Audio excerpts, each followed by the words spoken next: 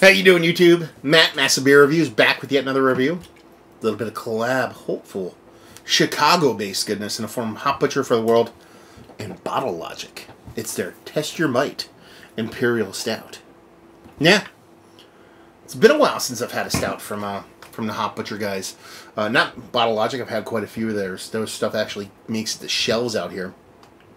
But I think I could be wrong. But I remember two distinct Hop Butcher stouts that I had. One was their Doghouse, which was like a chocolate cake stout, and it was okay. You know, it didn't really do much for me. There's actually another one, a Milk Stachio, which is one of the first kind of stout-based beers. I believe that one's a porter, though. It might be. If not, it's just a small stout. And again, that didn't one. It was okay. It didn't really blow me away, but they also have their World Exposition Coffee Stout, however it's pronounced. That shit was amazing. It made my top 10 list of beers, and it was quite high up there in my top, actually 15 beers of my favorite malts of 2018. So I'm kind of excited to dive into that one, because obviously they know how to crush it when they want to do the higher ABV stuff, and Bottle Logic kind of knows what they're doing when it comes to stouts. So yeah, label-wise, you know, Dan Jitsa, through and through. And on the back here we have tasting notes of roasted cacao, and then bready rye, and rich dark fruit. So here we go. Let's see what we got. I got my, I haven't broken this glass out in like a billion years. My Novari Rest glass I got when I was up in Portland last time. Great beer bar. One of the better beer bars I've ever been to. So anytime I can bang out like old verticals of Belgian craziness like Couvent de Kaiser Blau and shit like that, you're doing okay in my book. I mean, look at that. I mean, that is infinite creaminess. Exactly what I would like my coffee to look like color-wise. Super tight compact bubbles. You could sleep all day in that thing. And she be dark. You know, there's more like rich kind of mahogany tones when you get to the thinner part of the glass here, but she looks like a stout. Let's see if we get a nose. Oh yeah, man. Ooh, they're talking about Imperial Stout here. They do not say anything about lactose in here, and it smells like milk chocolate, like super rich. Like, you know, you have your squeeze vial, your Hershey's, and you're making your milk chocolate, and you put too much syrup in there.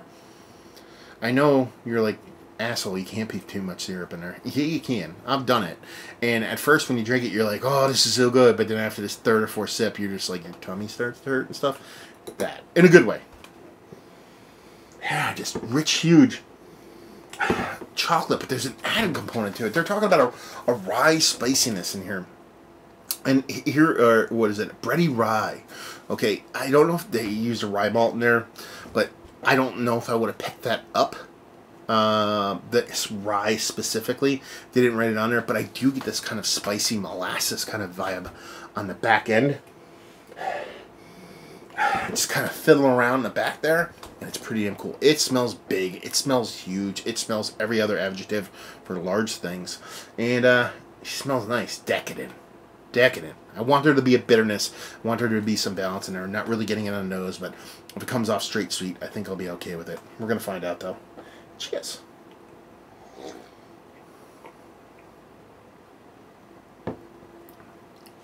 Yeah. Yeah, you do get a nice kind of bittering. I believe you're getting a bittering roasted malt. There's that spiciness in there. Again, it makes me think molasses, but based off of what they wrote on there, I'm guessing there's a bit of rye malt going on. There's definitely a decent amount of hops in here in a good way. It's more bittering hops, old school kind of herbally spicy kind of hops that don't come off like super fruity or anything like that. Even though there's a soft little fruitiness that adds a little depth to it, it's more spicy hops, but you need that to bounce off this beer because it's big and it's sweet. But it doesn't come off too sweet because of that balance. Beautiful, rich, creamy mouthfeel. Again, it's like a chocolate syrup mixed with like blackstrap molasses, mixed with just a splash. It's not barrel aged, but a splash of like rye whiskey when you get that spiciness in there. I like it. This is good. This is a good beer.